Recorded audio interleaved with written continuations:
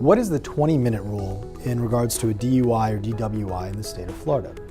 The 20-minute rule, or the 20-minute observation period, is essentially a period of time that you must be observed by law enforcement after you've been arrested, but before you take a breath test.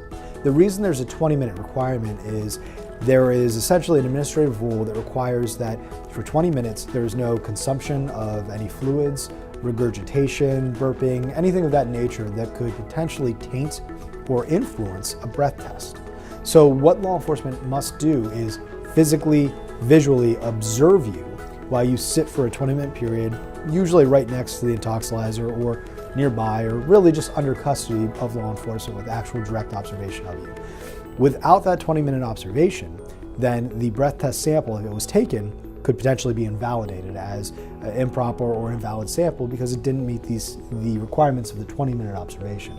Again, and the reason for that is there's a possibility, if an observation wasn't done, that the breath test could have been affected by regurgitation, consumption, anything to that effect. So it's a very important rule that must be followed by law enforcement every time a breath test is taken. Generally, people will notice, especially if you ever watch the video of a DUI when it's sent through Discovery, law enforcement are sitting next to you for what seems like a long period of time.